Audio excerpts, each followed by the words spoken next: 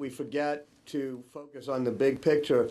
We were reminded of the big picture when it was announced this week that international broadcasting, basically the entities that we oversee here, reached 187 million people every week in 2011, and that's an increase of 22 million from last year's figure. And this is, shows, that we're having an impact. Bruce, why is that, by the way?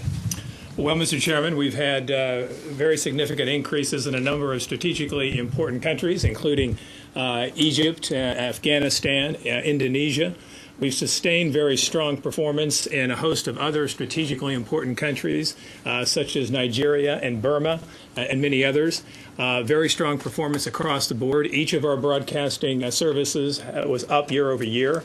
And so we've had, in the face of what we all recognize is very tough international competition, we have nonetheless been able, through innovation, to be very successful and grow our audience and our impact. Victor and I were just talking in the corner. You may think we were talking about all sorts of minor matters, about some of the awards, because we keep getting emails about AIB and other awards. Maybe the entity heads could remind us of some of these awards that I know, David, you had a few? Or there were a number of awards given, yes, sir. Yeah, and was there a couple that, I don't know, a couple we got emails on that were particularly impressive to me, the International Broadcasting Award. That was you all, Brian, yeah. I was saving that for my board report. I know, but I'm vamping until Ann comes back, so you have to help me vamp. Yes, we received, Al-Hurra received the People's Choice Award. The People's Choice Award from AIB last week in London. Yeah. And that later, was the one in the AIB, yeah. The AIB. I think some other entities won some too. We'll show you the video that was our entry in a little while. And David, speaking of the upsides, there's also the downsides. You have a problem in Angola?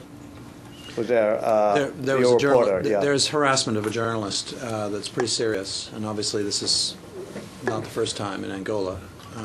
So we're tracking that one very closely. All right.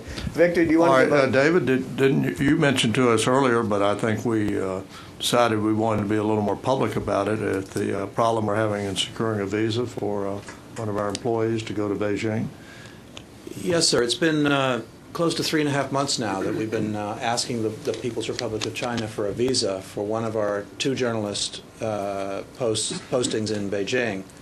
And this comes at a time when the Chinese government's state television and radio has received, well, just in those 3.5 months, many visas from the United States. So it is a problem. We will be raising with our colleagues at the State Department whether there's anything they can do to help us to try to obtain this visa. Well, let me say, Mr. Chairman, I think Mr. Ensor is exactly right, and it's certainly highly unfair and an absence of reciprocity when the Chinese government sends over 100 correspondents to the United States that we willingly give visas to. This visa, as I understand it, is simply to replace one person who has retired, a Chinese American, returned to the United States, and of course, if the policy of the Chinese government is simply to put VOA out of existence through attrition and simply not allow replacements to come in, that's not a bad policy, but at least we ought to make, that is from their standpoint, it's a bad policy from our standpoint, but it certainly contradicts the notion of freedom of the press, freedom of media.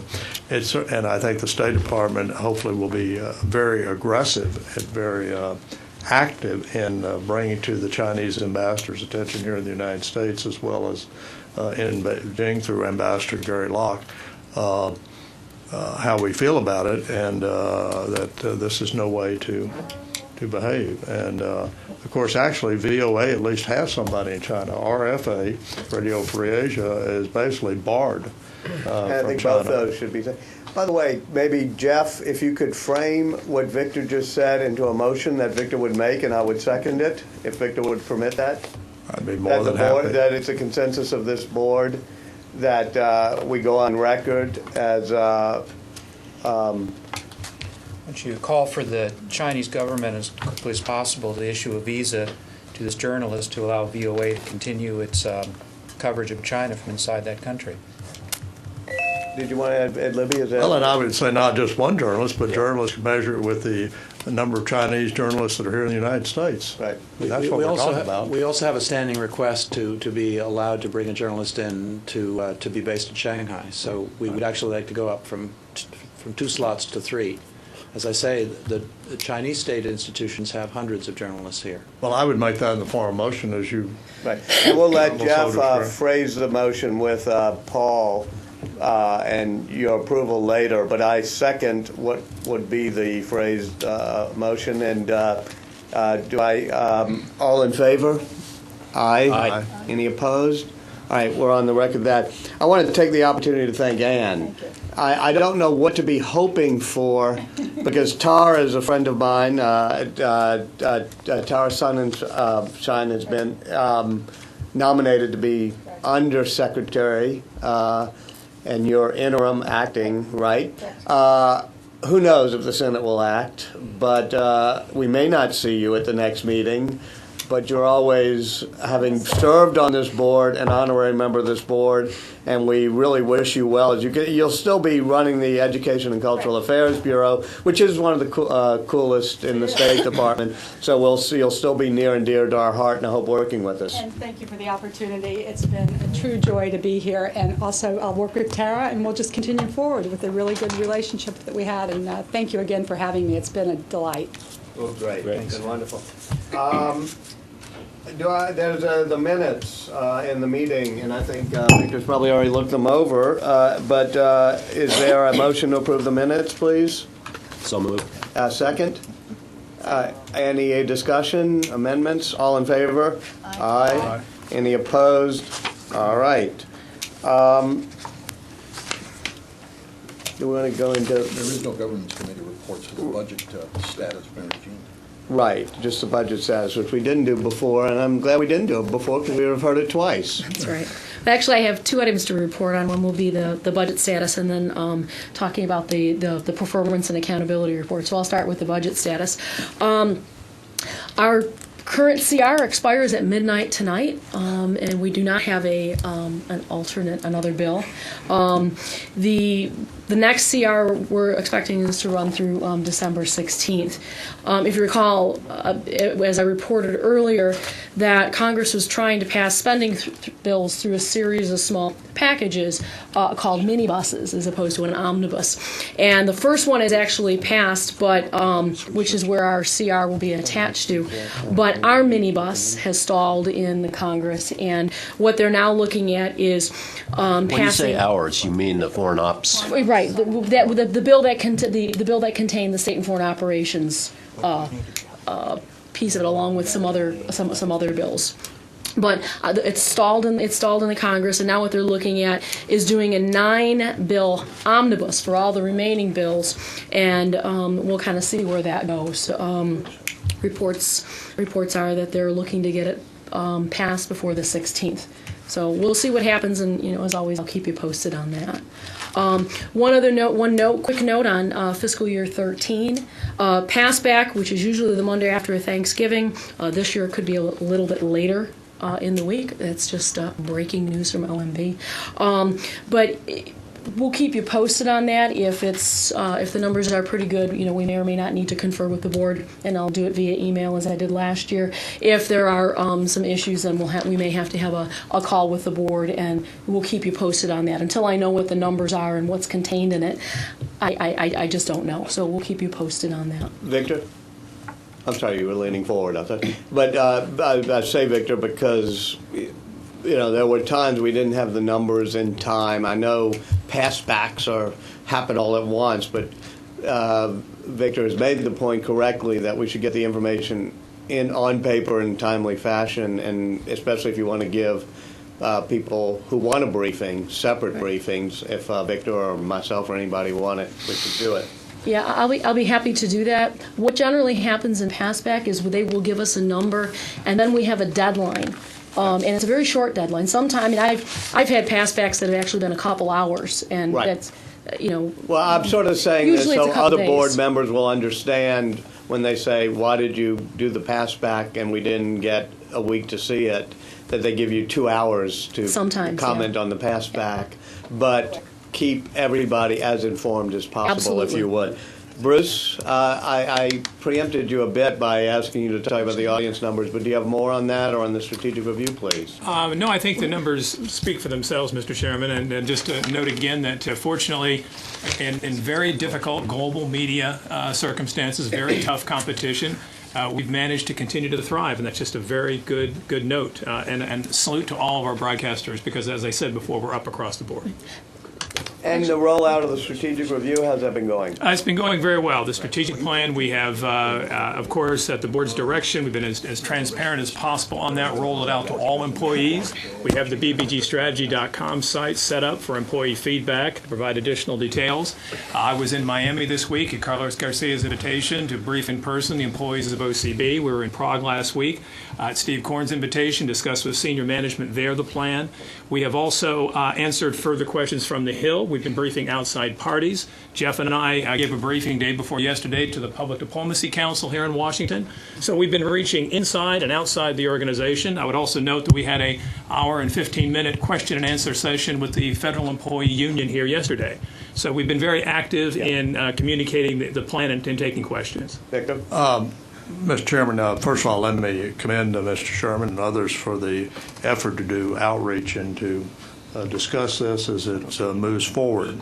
I do think there's an additional step that underlies all of this that we should take, and which is, I think, the Deloitte report as well as the legal report on the feasibility that we spent over an hour and a half discussing today should be placed on our website and made public. That is the basis upon which we're making considerations, and even though it says pre-decisional or not for distribution, I don't know who made that. The board didn't make that decision, but this is something we're all talking about, and I see no reason not to share it with the people who the taxpayers paid for this. And I would consider a motion that we move forward and release actually, it. I think I agree with you, but I would. I'd love to have our first round of consultations, and also with the both legal and everything else, and even with the communications committee, like who on the Hill might want to get it. Is there any? Let's discuss this for a second, because I'm not, and we're an open meeting, so obviously the whole web is seeing this. I'm not trying to be secretive about it, but we have a whole lot of numbers and facts and figures in there that maybe we ought to share sequentially. But we've been very open about this process. Do you have any thoughts, Paul or Marianne? Well, I mean, as I say, we're in open session now. So. Mr. Chairman, just very briefly, you would waive any attorney-client privilege with respect to those documents, including the legal report, if it were placed on the website. Well, we are the client. If the board wants to do it, we can release it. You're absolutely correct, yeah, but Governor. the question is whether if we Can you release our expand upon that a privilege, little whether bit more? Yeah. I mean, can you expand upon Yeah. what that means? I mean, what are the pros and cons of waiving our attorney-client privilege in this? It just means that there would be no way to prevent any further public distribution, so you couldn't be selective about it. It would be under any circumstances, whether it's FOIA, there wouldn't be an exemption under FOIA. Anyone who wanted the document could get it. I guess if it's on our website, that would be true by definition, although sometimes I worry about our website. It might be the best place to hide things. Sorry, that was a joke. Each of the entities' websites are great. There's an element of truth in your joke. Yeah. Is there any other considerations we should make on this, Jeff? I would say only that as the financial information in the Deloitte report is to some extent predicated on the board's 2013 budget proposal, and that itself is pre-decisional and embargoed until the release of the president's budget, that we might need to redact it a little bit. Can we redact it and leave out what are things that have not yet been decided by the president? Correct. I think that's. I think instead of fully deciding this now, we should try to be as open as possible. Yeah. And why don't you put the report up as you can? But if there are numbers in it that are not yet, real numbers, that could be problematic, putting in numbers that then the White House puts in other numbers, and then everybody says why. So, but we want people to know about this, and I think it's a generally good thing. So without further ado, we'll just get this done in the next couple of days or get back to the board about why it can't be done. Mr. Chairman, first of all, let me say I appreciate your attitude and thoughts on it. There's nothing in here that's national security or classified or anything of that nature. I have no problem with redacting what you might have to redact for OMB purposes. I don't particularly agree with it, but I realize that's the life, and you have to accept it. Yeah, there is a law on the pre-decisional budget assumption numbers, and we probably ought to follow that would the law, only be 3 or especially 4% of the total. for public, yes. I mean, it'd be a minor. Yeah, so why don't we let the staff take out the pre-decisional numbers, which actually don't affect this whole report at all, and then put it on the website. And then secondly, I do think the report from Baker, Baker and McKenzie, that again we heard for about 30 or 40 minutes today, I didn't see anything in here. I mean, we're not in a lawsuit, we're not in a criminal case. This is just legal opinion as to how that there are no obstacles to merging the three consolidated entities if that was a decision the board took. And again, let people see it.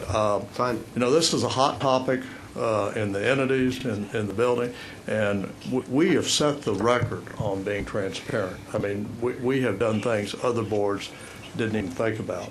And it seems to me this is just the logical step to go forward and to share essentially, you know, with other people and the people most impacted, i.e. the contractors and the federal employees, and what we're taking a hard look at doing. And let me explain for those who weren't in the meeting that this is a report that's been given to us, and what we decided when we got the report was that we're going to think about it. We asked some other questions, and probably in January have some serious time digesting it. Right. That this is not a report about what's going to happen, but this is a report to us, and then we have to decide what is going to happen. So if people do read this report on the website, don't think that this is going to happen. Just know that this is what we're digesting as we make decisions in the next couple of months. And obviously, if it's on the website, we'd appreciate the feedback as we help figure out those decisions. Michael? Yeah, let me just echo that. I think that in our time on the board here, I've run into a lot of people who work in the building and used to work in the building, and there's a lot of valuable opinion about how some of this could work better, and we'd love to get the feedback after people look at it. So hopefully it's a vehicle on our website to allow folks who think very hard about public diplomacy and international broadcasting to give us their feedback. Just so long as people don't think that this is a fait accompli, because we spend a lot of time saying it ain't a fait accompli. Mr. Chairman, you made an excellent point, which maybe our listeners didn't pick up on, but we did decide that we would have a day at a time to be determined where we'll spend a number of hours going over in some detail what has been suggested. We may or may not agree with it, or agree in part, disagree in part. We may even agree larger to make more consolidation of Lasor. But this is yet to be determined, and we're going to give it thoughtful review by the 9 members of this board as to what's best for international broadcasting. Mary Jean? Susan? Mr. Chairman, I just want to add it. I'm all for transparency, and if these documents are going to go on our website, I would ask that a lead-in graph or an explanation of exactly what you just said be in front of it on the website, so it's crystal clear to everyone that these decisions have not been made, and they can take it as they see it. Excellent point. For the next. I have another presentation I think that we Correct. quick. Are you ready for that? I think we're ready. Okay. Watch out, it'll be on the web before you finish. Go ahead. Actually, it's already on the web. Okay, good. The BBG submitted its 8th annual Performance and Accountability Report, the PAR, which is on our website, www.bbg.gov. And it was submitted to Congress on November 15th. It's an annual report for the agency. This one's for fiscal year 2011. It provides consolidated financial, general management, internal controls information, as well as performance information. It compares the year-end performance to the goals and targets contained in the budget submission. And before I go too far into the summary, I would like to thank the dedicated efforts of some folks on my staff, Teresa McCaffrey-Beatty, and the financial operations staff, led by by Amela Jokobaki, as well as all the individual people from the entities who provided information for the completion of the document.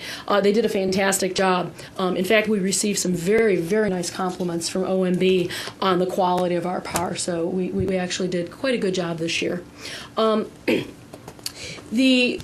The PAR actually report satisfies nine pieces of legislation, so it's a mandated report, and there's lots of good news in it.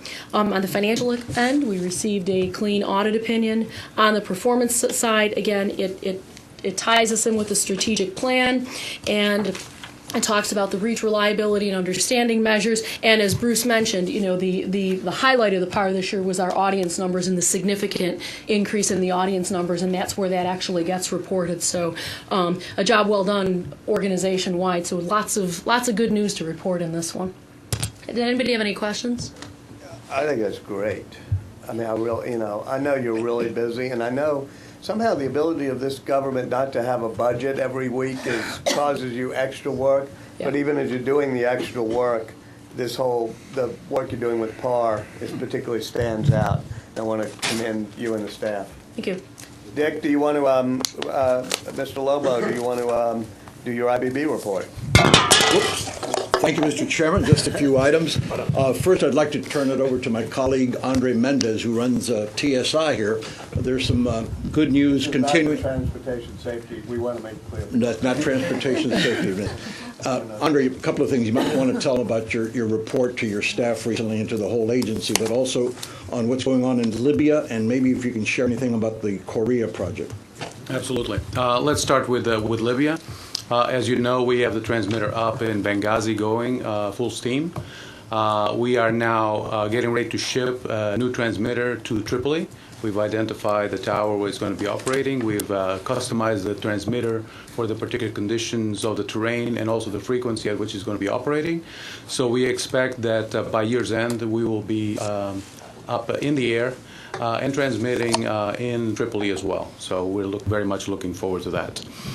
Regarding the transmitter in Korea, we have gone through a second set of studies of some of the potential exposures associated with placing a high-power transmitter in that particular location. Preliminary report indicates that there is no showstoppers at this point. We're still looking for additional data just to make sure that we cross all the T's and dot all the I's. But at this point, it's looking good. So we expect to get to a final decision over the next couple of weeks and to then get moving into contract signings with the authorities in South Korea.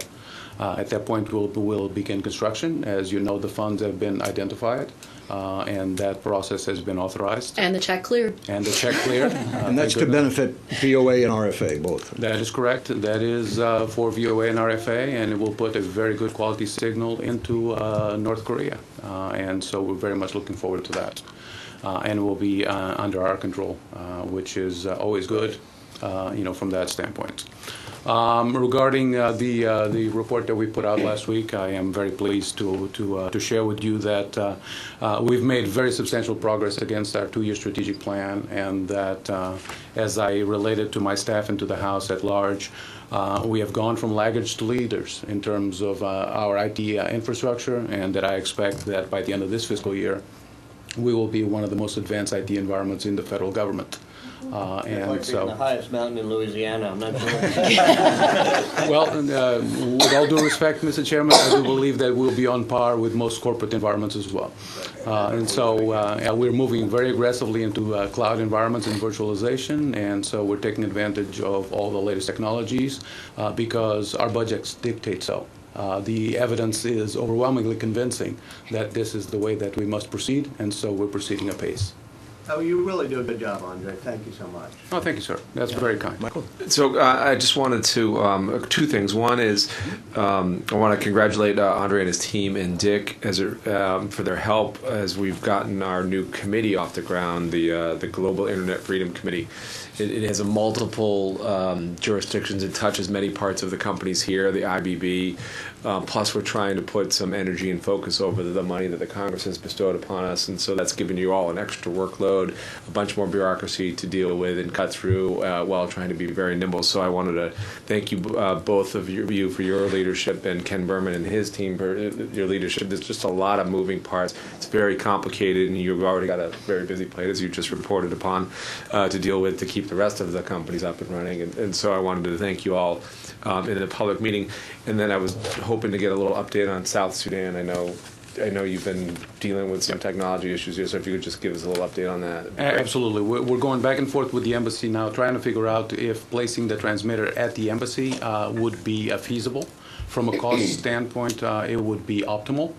Because it substantially reduces our need to identify funds from other areas, which we don't know if we can at this point. But so we're going back and forth in terms of figuring out what height of tower we can put there, what the base of the tower would be, and if that will fit both within the embassy grounds, which is actually very narrow in the back of the embassy, and also with their plans for those grounds. And so we're trying to go back and forth, and we're waiting for word from the embassy in Juba to see if we can proceed. If we do, then I believe that we have the equipment, identified, and we would proceed apace to get it on the air and going in very short order. So once we get rid of the administrative details associated with that. Great, thank you. I mean, that's just another example of the kind of battle that we're up against. The Chinese announced in the last month that they were giving the South Sudanese $36 million to do their own radio. And so this is an example of our ingenuity and our cooperation with the State Department and our technical team and the government of South Sudan. Governor McHugh and Perino and I met with them, and they gave us a license. And we're just trying to keep up with them with a fraction of the funding. And so I appreciate the effort that your team's making to make this happen, and we're trying to do more with less, and the partnership with the State Department, because I do think it's one of those roadmaps, particularly in Africa, where we can put some of these towers on properties where the U.S. government's paying for the security and the power, and have the State Department show the willingness to partner with us on these things, to work with the governments to make them happen. It's just impressive to have that kind of coordination. So I just want to thank everybody that's been involved in that. Just take a second. Do you want to add to that? No, just we agree with that, and we're trying to work very closely in a number of it. We agree with that and have been trying to work very closely in a number of areas and have had a couple of meetings that are moving toward that goal. And it really, your trip that you and Dana and Susan took keeps paying dividends, and part of the dividend is I'm learning a hell of a lot more about what's going on there too. So, yeah. Thank you. Mr. Chairman, I also wanted to report that we have received 38 applications by BBG employees for buyouts that we were offering to the agency. The deadline for submitting applications for buyouts has been extended, so we're expecting a few more before year's end. In addition, Governor Ash brought up an issue at the last board meeting, and we're happy to report that we have assigned a number of our senior staff people to start looking into the agency's use of independent contractors. For example, we started by providing flu shots for contractors effective October 19th. And starting next week, as I mentioned at the Governance Committee meeting yesterday, we're going to be conducting an agency-wide census of current contractor usage. We're also going to be creating surveys of both contractors and managers to collect more information on issues of concern regarding this critical part of our workforce. We're going to be reporting on this issue in upcoming board meetings. And in response to another concern by Governor Ash, we're working more closely with the grantees on offering training that's provided by the IBB and BBG staff. And lastly, we have also combined MBN and VOA radio personnel in Cairo, and they're now co-located in the VOA space. VOA has made the necessary space available for MBN personnel in New York and London, and co-location is going to happen in the next few weeks. MBN is awaiting an equipment delivery and technical connection between the bureaus and IBB, and it's going to be facilitated by TSI, and that's all in the works. So thank you, Governor Ash. Well, thank you, Mr. Lobo, and I think for a number of employees that maybe Christmas comes early this year. Let me thank you for acting on the flu shot issue that Mrs. Fritzie Depew brought to our attention, or my attention. I shared with the members of the board down in the English language service of the African network. But also the whole contractor issue, which is a very big issue, and you're very wise in to recognize and to look into how you include their opinions because in the past, OPM does not survey them as to what they think about anything. But you're looking at ways in which they can be surveyed and participate. What I did, and the federal employees are great folks. The contractors are great folks. What I learned which was new to me, is that a number of the I thought a lot of contractors were just 6-month or 8-month employees and then they're out. And your survey will come up with the facts. But many have been here 14, 18, 20 years, and yet they're still contractors, and which diminishes them from the standpoint of pensions and health benefits and things of that nature.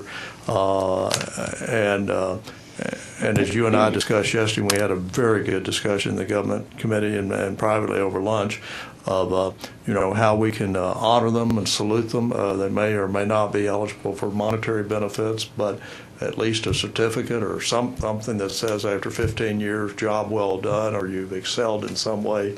And so we don't have, in effect, two classes of employees. I realize we probably do, but to ameliorate that as best as possible within the law, and to let everyone know that they're appreciated and it means something. I would share with the board, I'm going on December 7th to Greenville, North Carolina. I'm used to Greenville, Tennessee, the home of President Andrew Johnson. I'm going to Greenville, South Carolina. We can hit all Greenville. That's a much bigger city. But anyway, Greenville, North Carolina does exist. They actually have an airport, a commercial airport. And I'm going to go see the transmission station there. And I'll look forward to reporting back to you and meeting with the people that are there. And then last week, or 10 days ago, I went to the, at my own expense for people who are curious about that, to the Cape Verde Islands, which is sort of a destination place. You don't drop in. And visited with the VOA stringer there. And that's a nation of only 500,000 people, but over 13 islands and strategically located in the South Atlantic. But they're doing a great job, and they're in a tough neighborhood with Guinea-Bissau, which is almost a narco state. Yeah. And our embassy doesn't even function there anymore. It's handled out of Senegal, but they provide important service. Secondly, I went to Kosovo on the same trip, and I was extremely impressed by the RFE office there. I went by and visited with them, and I met with Ambassador Chris Dell, who had never been to the RFE office there, even though he's on the third year of his term. But when I told him I was inviting him to come, he immediately said yes, so I'm sure RFE head is looking forward to his visit. Let me assure you, these offices we go to are not plush. They're hard-working offices, usually 3 flights up and no elevator, in, shall we say, modest sections of the community.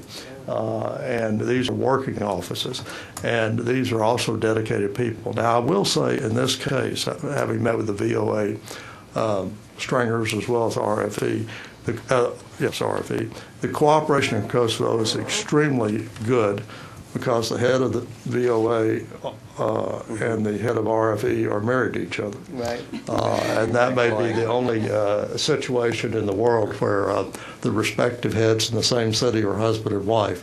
But that is the case. So I'm told the cooperation on most days is pretty good. And thank you. And by the way, you're the only person who takes personal vacations that somehow hit Kosovo. Well, I don't think Cape Verde. I don't think Kosovo would stand out as a tourist destination yet. There's still a lot of NATO troops there. Now we get to the heart of our program, which is a report from the entity heads. I realize when I was talking about awards, I was thinking of Mr. Manafi, who won the AIB award, which is one of yours, Steve. Mm-hmm. So why don't we start with Steve Korn and the Radio for Europe Radio Liberty report. Sure.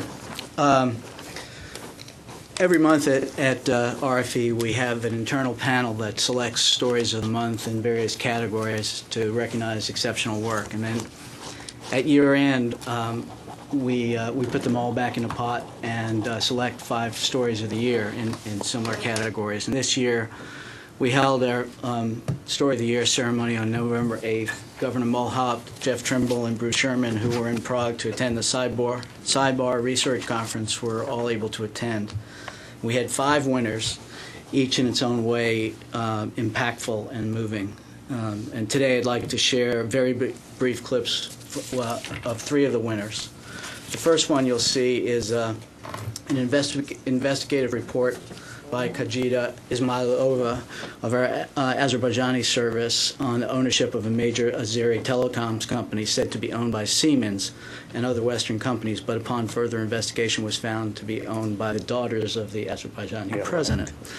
The second story was the story of an 11-month ordeal of the crew of a Georgian ship that was stranded in Misrata, and its harrowing escape from Libya by Teya Abzurzadeh of our Georgian service and Daisy Sindelar from our central newsroom. And the third one was from our Kyrgyz service by Janelle Chitrabayeva, which is a searing portrait of an Uzbek woman who was the victim of rape during last year's ethnic clashes in Osh in Kyrgyzstan. And Janelle's in-depth report received a high commendation by the AIB in London on the next night on November 9th. And I'm also pleased to report, as the chairman just mentioned, that also on November 9th at the AIB Awards, we had a second award in addition to Janelle's. Radio artist Farshid Manafi, who's a host of the popular satire show Pas Farda, was named the International Radio Personality of the Year. Hey. And in his clip, listen carefully, it's a brief clip of his acceptance speech, and listen carefully to who he dedicates his award to. So if we can roll that. We've thrown a curveball to the control room folks. Just give us a second, make sure they're on top of this, because we're doing this out of order. We've sent the word, but let's see if we've got the right stuff up here. If not, we're going to end up. There we go. Dedicate my award to someone, and I ask myself who really needs this recognition. Every day I spend hours to find a way to make people laugh. Naturally, I thought of fellow comedians who do satire, and then suddenly I had it. Someone who is so funny without even trying. Mahmoud Ahmadinejad. He is even funnier than me, and he doesn't know it. He has no clue that the world is laughing at him. So I thought I'd dedicate my award to this underappreciated funny man. But in all seriousness, the tragedy is that people of Iran pay the highest cost for his mockery with their lives and their freedom. And I think no one deserves appreciation more than the people of Iran who managed to laugh in the face of this brutal dictatorship while continuing their struggle for freedom. To the people of Iran, Farshid Manafi, Radio Farda.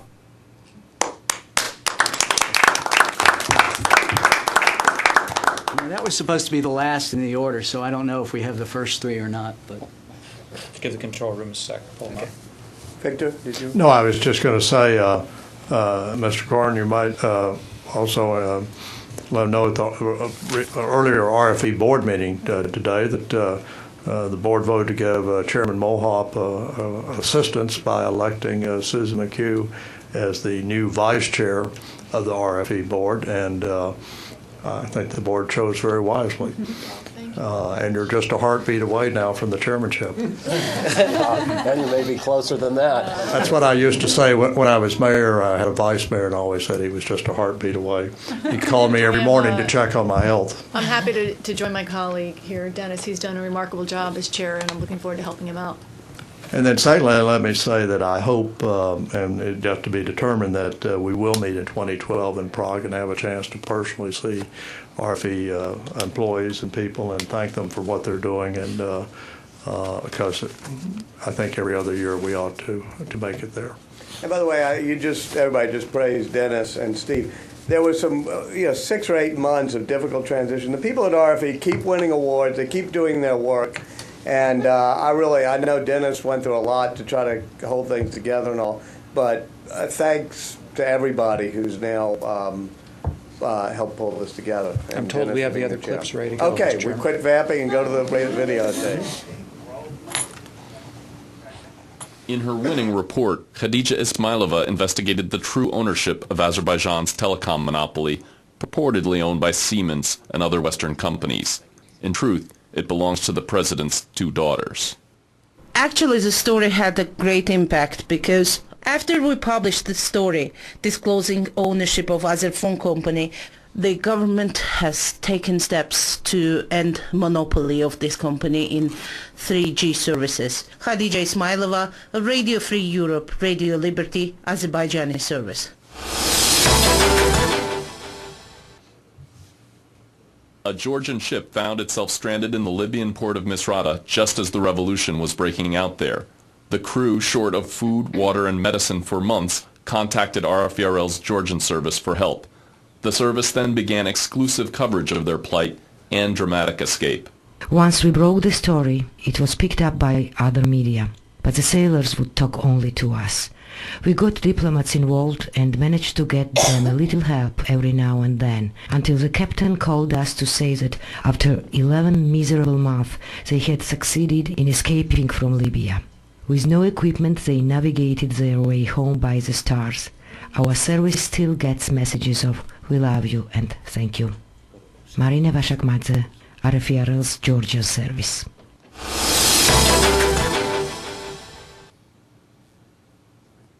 Janil Chiturbayeva's The Invisible Women of Osh is a searing portrait of Camilla, a victim of rape during last year's ethnic clashes between Uzbeks and Kyrgyz in the city of Osh. No local media covered this terrible aspect of the clashes. My reporting caused very strong reaction from our listeners and readers. Many expressed profound sympathy and regret for the conflict and victims, but there were numerous threats, accusations of disloyalty for the Kyrgyz nation. Our editor was threatened to have his eyes put out, and some even complained that we were using an Uzbek tune, music of now silenced minority. Janil Chiturbayeva, Radio Azatlık. That's my report. That's great. Best to everybody over there in Prague, and congratulations. Let me just add, the section there on the Azerbaijani case certainly resonates with me, because that's a government that also took RFE off the government airwaves. We're on shortwave, which of course has substantially reduced our listenership.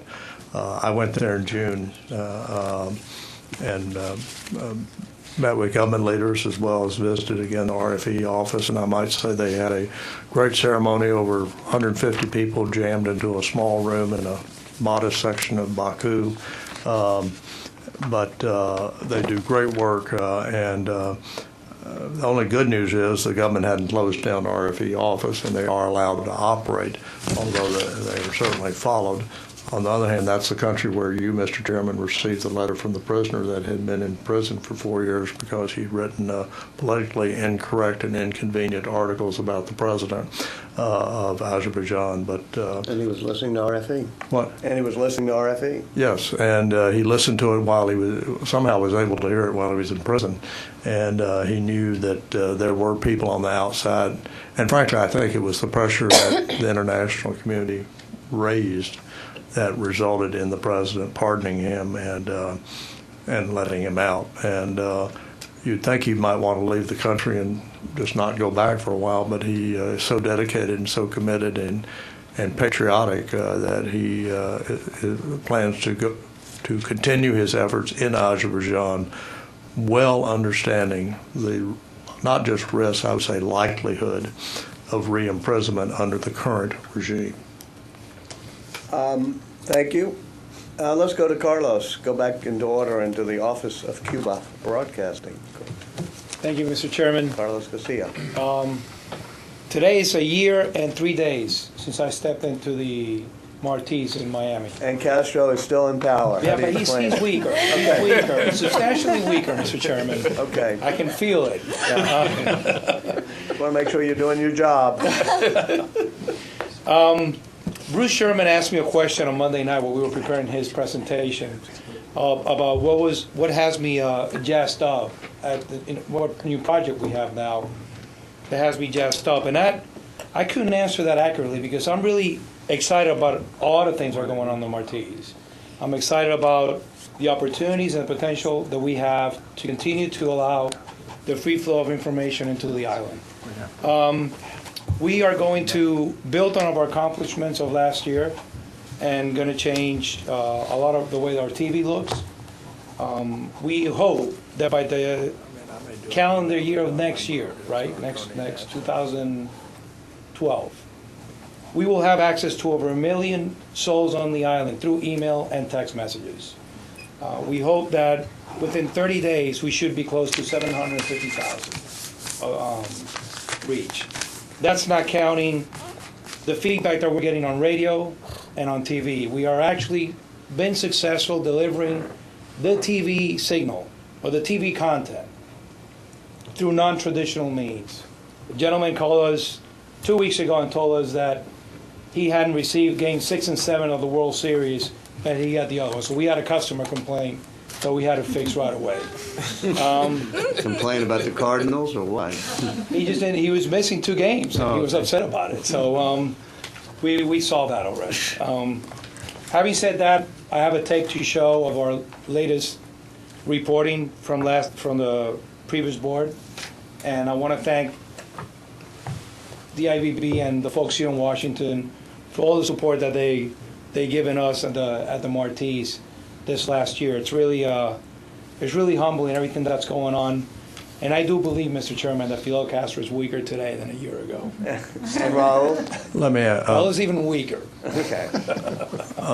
Mr. Garcia, if this board decides to change its visit to your office in Miami from March to April, I don't know if they will, does that present a problem? Not at all. We'll always welcome you. All right. March is better. Whatever time of the year. Well, whenever you want to come down, you're more than welcome. But there are things going on here in Washington in March too, so. Understood. You're welcome anytime you want to come. So I got my presentation. Yes, please. Yes, please. Roll the tape. Folks, roll the DVD. Thank you.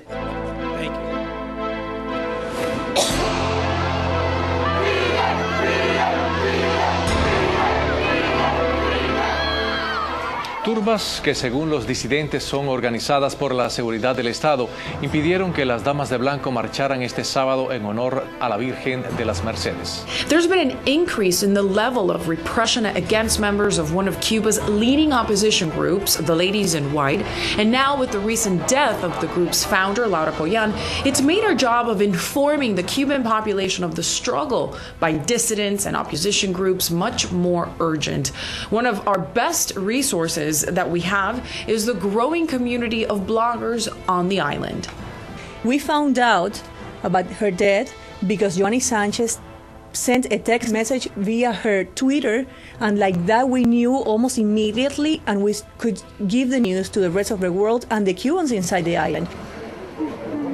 Después de conocer la muerte de Laura Pollán y confirmar la noticia, se la transmitimos al pueblo de Cuba. Claro, a través de un programa especial donde nos nutrimos con los propios disidentes dentro de Cuba. A través de los teléfonos celulares se comunicaron con nosotros y al mismo tiempo ellos iban dando sus impresiones, lo que iba sucediendo dentro de Cuba. Además de darnos la noticia, ellos también reaccionaban a la muerte de Laura Pollán. The amount of censorship that the people of Cuba experience, it is not just limited to the events of the island. It extends to international news as well. We traveled to Nicaragua in November for the closely scrutinized presidential elections and were able to do reports for both radio and television Marti. Our goal was to tell the truth behind the electoral process in that country. Nicaragua is a nation with a history of social and political unrest, its leaders having shared a close relationship with Cuba. This was an opportunity for Nicaraguans to really choose their country's future, to openly voice their concerns. According to international observers with the Organization of American States and the European nation, there were many irregularities in the process, casting the shadow of fraud over these elections. People in Cuba and we here at Marti now have access to different communication tools, and social media is definitely one of them. We recently held our first Twitter Summit, an event which was broadcast live on Radio Marti, accompanied with a real-time Twitter feed. Our weekly newsletter, El Pitirre, is going out to over 233,000 validated email addresses and is heavily promoted on our radio, internet, and television platforms. Noticias, deportes, información lo encuentra en El Pitirre, el boletín informativo digital para toda Cuba. Suscríbase gratis ahora mismo enviándonos un correo electrónico a la siguiente dirección: elpitirreeditor@gmail.com.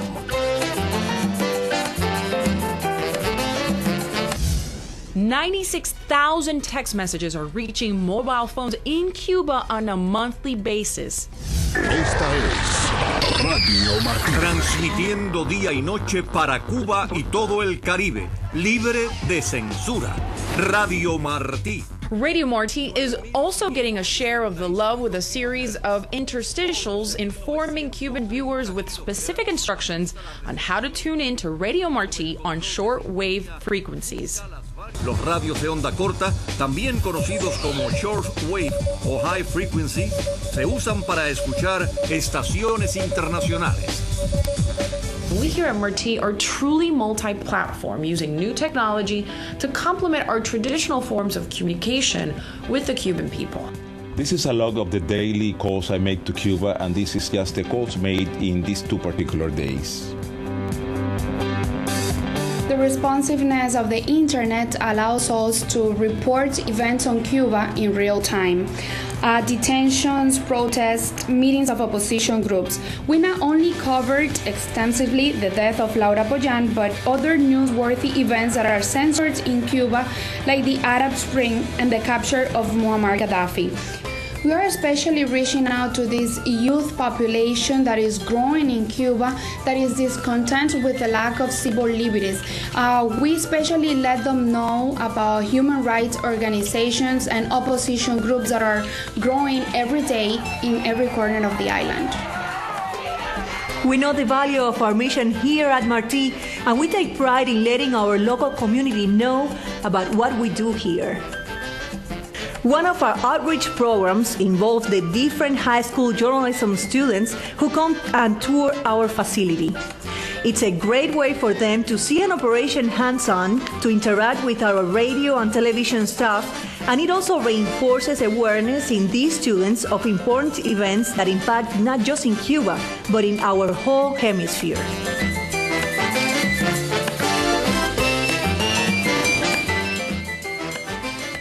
That's our report, Mr. Chairman. That's cool. Thank you.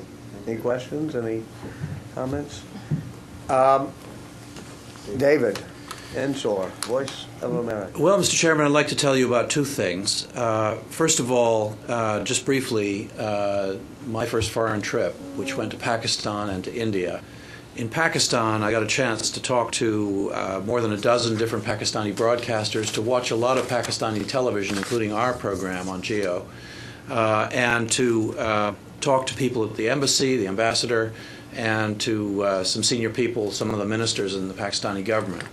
Long story short, we're reaching a lot of we're reaching an important audience in Pakistan. Obviously, it's a key country for the United States, but I think we can do better.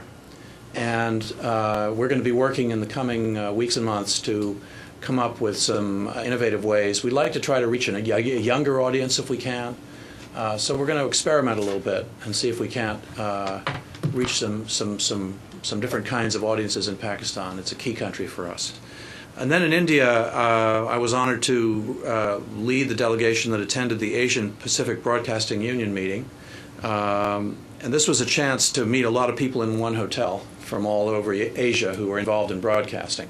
Good chance to meet Dr. Kim, the new incoming president of the ABU from Korea, and have a good conversation with him. We'll be able to cooperate very well. But also to highlight the issue of satellite uplink jamming by the Islamic Republic of Iran. And we delivered a letter to the council of the ABU, suggesting as an affiliate member that they might want to talk about this. The ABU is a talking shop basically of broadcasters, and this uplink jamming is interference in legitimate commercial activities by a state which in fact takes advantage of satellites while jamming them when it wishes to.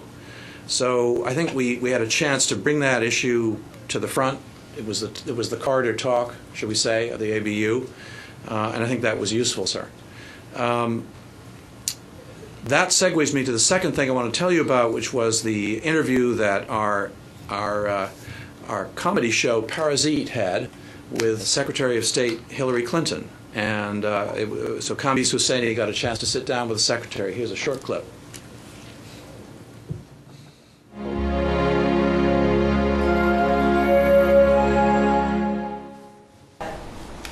So, Madam Secretary, thank you for taking time to answer our audience's questions. We were supposed to do this way earlier.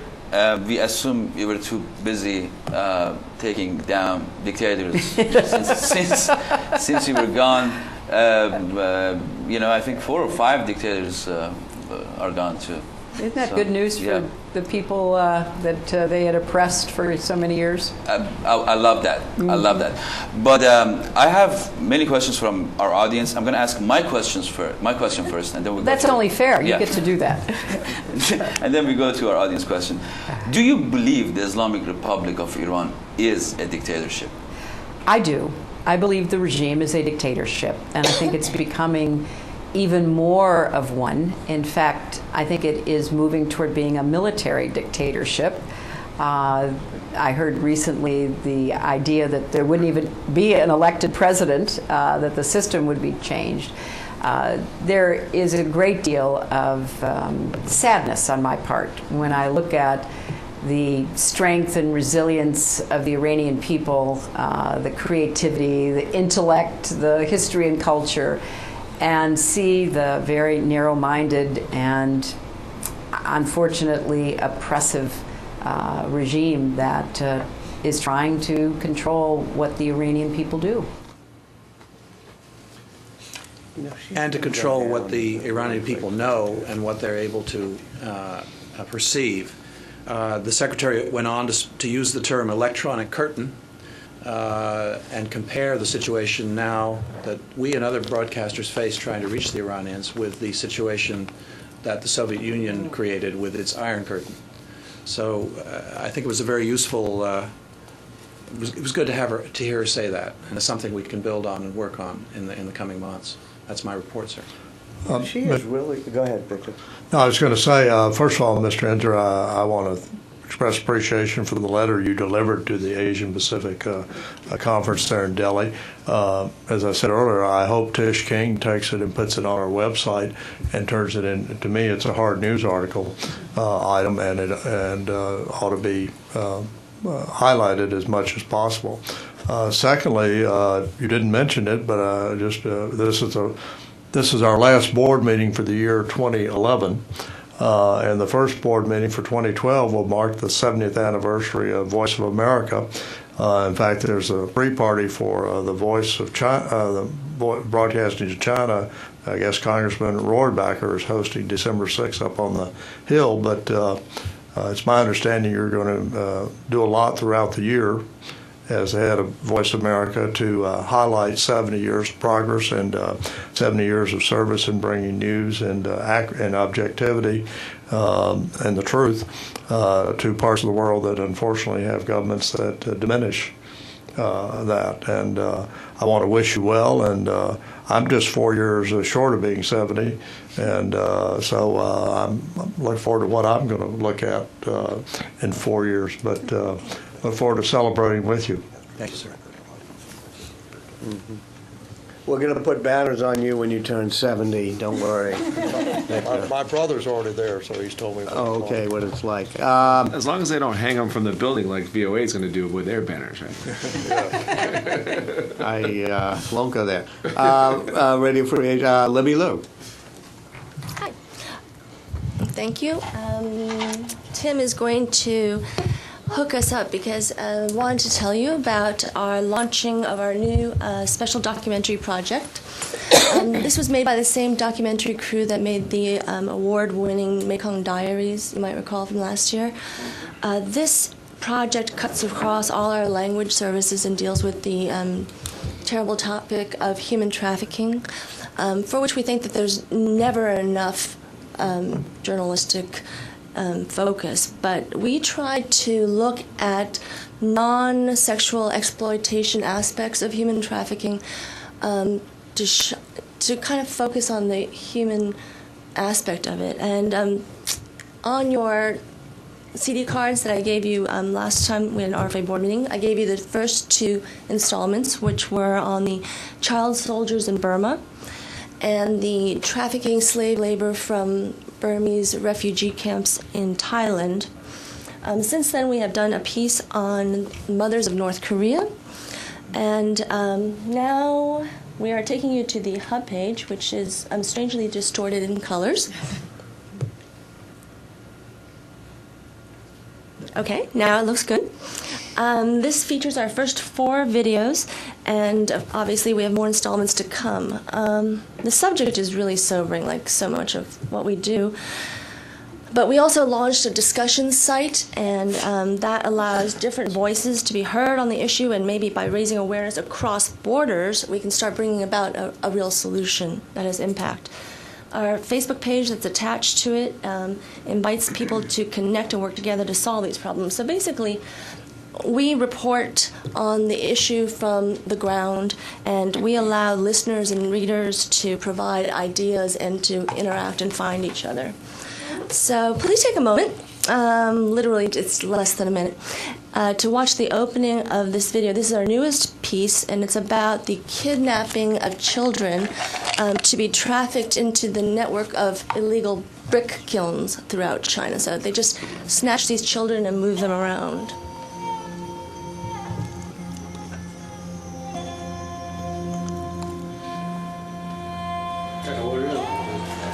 都32岁了，现在32岁了。他是04年失踪的，当时25岁。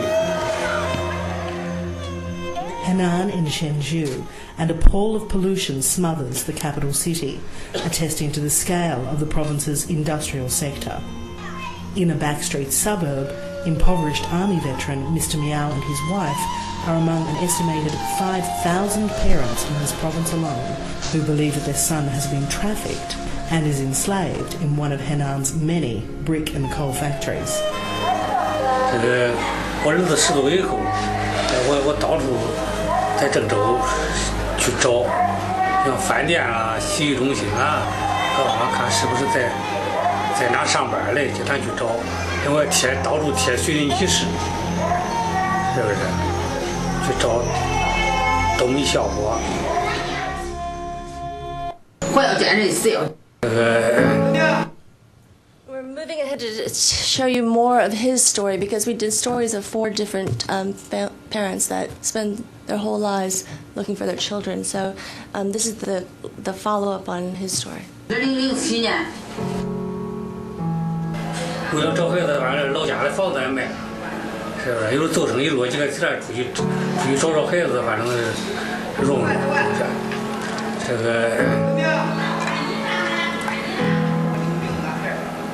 这个，对。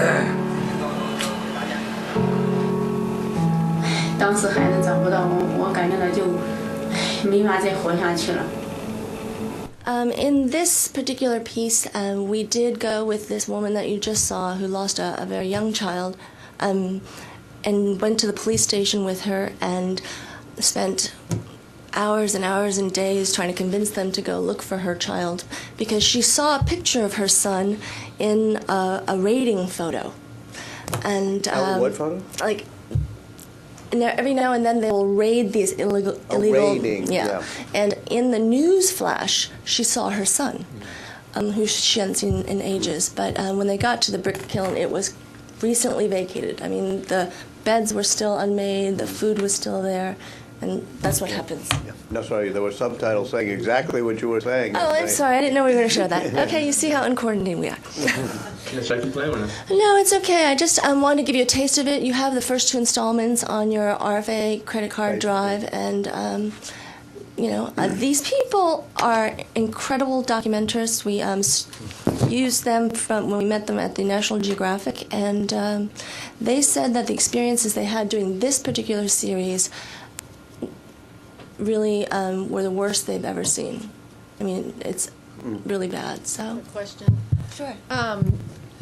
On trafficking, it's an issue I've worked a little bit on. I'm just wondering if you, for distribution purposes, do you work with the NGOs that are on the ground that are really active on this, and some of them are especially good and have big audiences. Do you work to get it to them so they can help us distribute this? We do once they're out of the country, because our teams, they go in-country, and it's very dangerous, obviously, what they do, but they work with in-country networks to get to the parents to talk to them, and once the whole thing is done and produced, then we send it out to everyone and anyone who can use it. So. Wow. Let me ask Ms. Liv. Of course, today came out the rather phenomenal announcement that Secretary Clinton will make the first visit of a Secretary of State or any high-level official in almost half a century to Burma. And I think the President announced the visit will be in early December.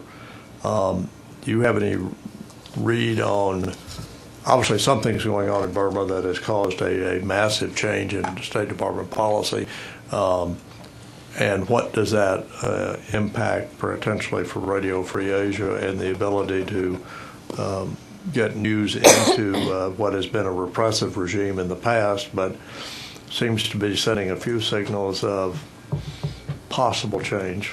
Well, we talked about this a couple months ago in the BBG meeting, and we are seeing a remarkable breakthrough.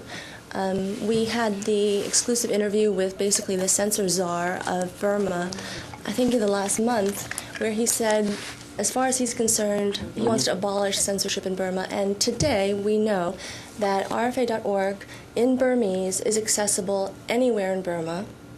And our shortwave is clear. They're not doing any blocking now, so it's very positive. There's positive signs all over the place, and it's building momentum. I think that the important thing is that people have to be very smart about how they, keep stepping forward, because a lot of people's rice bowls are going to break over this freedom, and so they have to take it carefully. But signs are really good.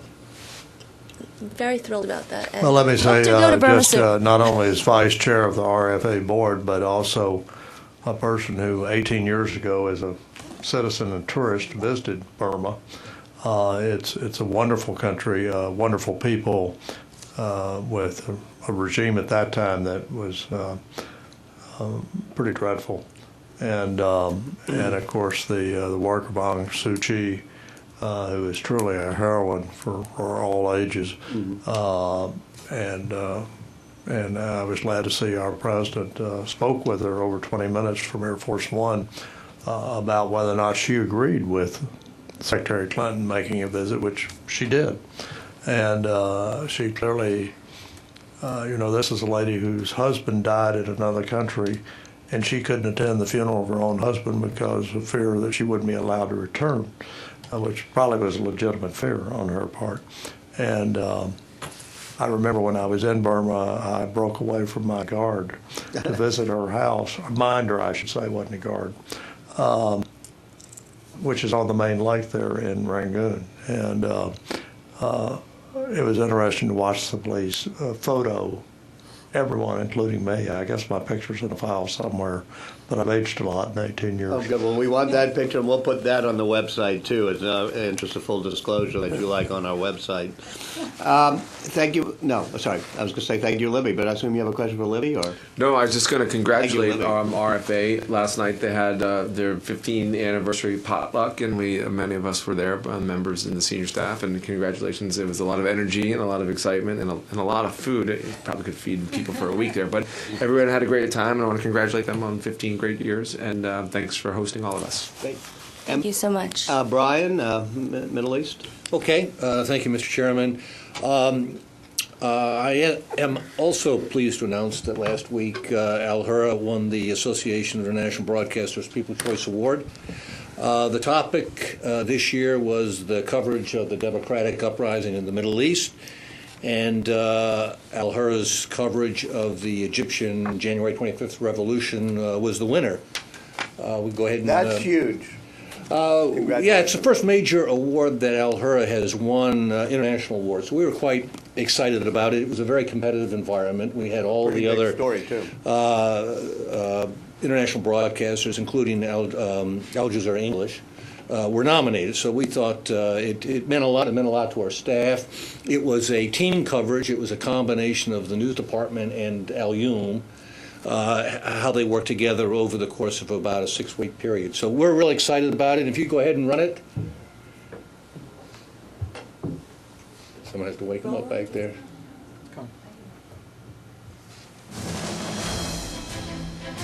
It was the powerful sound of liberation that gave birth to possibility in Egypt.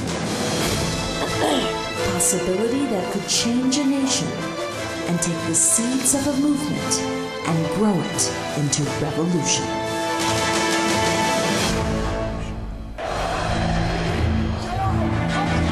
From the first cries for freedom to the promise of real democracy, Al-Hurra was there to capture it all. As one of the Middle East's most important stories unfolded, Al-Hurra proved to be what the domestic press and state TV were not. A trusted source of news for the people of Egypt and the region. Al-Hurra delivered live, first-hand accounts from the street, important reaction from the government, gave voice to the opposition, and reported the all-important perspective from the United States. It's the type of free reporting that only Al-Hurra can offer. America will continue to do everything that we can to support an orderly and genuine transition to democracy in Egypt. The difference is clear, and viewers have responded via email and Facebook with contributions to Al-Hurra newscasts and reaction to the coverage.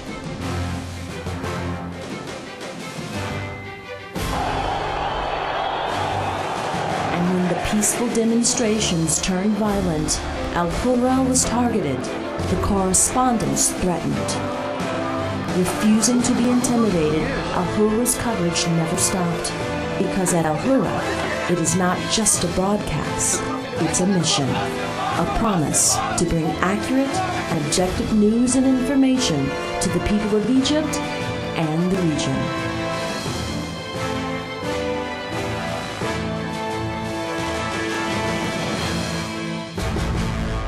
Wow.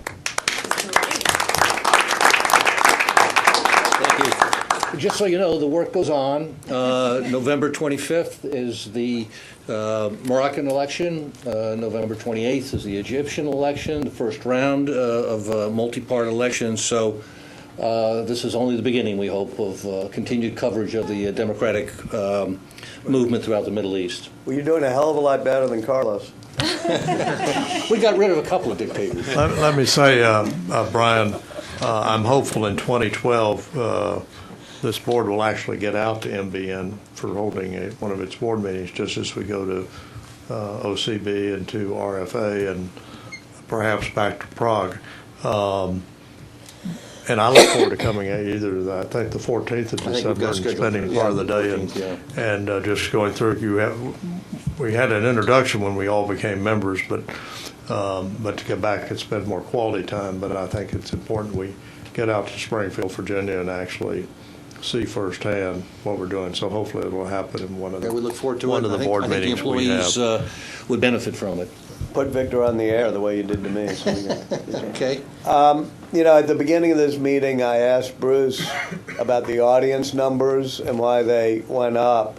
There can be a whole lot of explanations, but the best explanation is what we've just seen on the screen and heard from you all, that the quality of journalism in a time of global change has never been more important, and it truly is important to our audiences worldwide, and I think we've just seen in these reports why our audience numbers are going up. So on behalf of everybody else, unless there's further business, I want to thank you. We will meet again January 12th and 13th. I will probably be consulting with everybody, but I think it's a good working assumption that in that 2-day period, because I've just canceled a trip that was supposed to be around then, is when we should probably find a morning or afternoon to do a deep dive. We'll call it the Deloitte deep dive, the 3D. And But if that's not convenient, we'll find some other time. But I think that should be our working assumption. As we do the Deloitte deep dive, it should involve, I think, entity heads, and I'll also let Dick figure out, who else. I mean, we don't want to make it into something that we need a stadium for, because we want it to be a real honest-to-God working session. But we'll try to figure it out. Ann, thank you for your wonderful service and knowing the way the She'll be Senate here in acts. January. Sorry? She'll be here in January. Yeah, I was going to say, knowing the way the Senate acts, we'll see you January 12th. That'd be so quick. Yeah. It has that feel to it. Let me just say, Mr. Chairman, in addition to what Governor McHugh suggested in terms of the Deloitte report and the legal thing going on the website with the caution this hadn't been adopted, it's not policy at this point, I think it also would be good to, in effect, solicit comments and put in there if someone has a reaction they want to share with the board, and you'd have to say, here's the email to send it to. I don't know what address you want to use, but again, there may be people who, after reading it, think it's wonderful, think it's not so wonderful, or somewhere in between. Yeah, that's a good point. Let me add one. And put that on our website where you could respond. I'm sorry. Yeah, I just signed a letter based on previous suggestions to send out our entire strategic report to all people who've ever served on the broadcasting board. We might as well I'm sorry, it's so late in the afternoon I can't think of the word. We might as well send the Deloitte report as well, if that works for everybody. So that previous board members both can give us feedback, but also won't say, where the hell did this come from? And I almost had a motion for adjournment, but now just to note, Mr. Chairman, that the board has authorized the bbgstrategy.com site, which is set up. It's operational. We're getting a number of visits every single day to that site. It's the place where we're providing additional information on strategy and are taking people's feedback. Cool. Great. Yes, Paul. Just a bit of housekeeping. You were asked at the outset of the meeting for us to write a resolution on. Should I read this out? No, that's all right. I've already shown it to Victor. I think it's basically the resolution about the government of the People's Republic of China failed to issue visas to Voice of America journalists, and basically the board intends to enlist the support and cooperation of the State Department. The board calls on China to issue the visas. I think it expresses well, and Victor said it expressed well what we said, so thank you very much, Paul, and consider that the motion we adopted. All in favor? That was a motion for adjournment. No, to adopt that resolution. All right. No. Talking about adjournment. All in favor? Aye. All right. Happy Thanksgiving. Happy Thanksgiving. Happy Hanukkah and Merry Christmas. And thank you for everybody for guiding us through a long day that started at 5 a.m. in New Orleans. Yeah. Do you have a book appearance? No.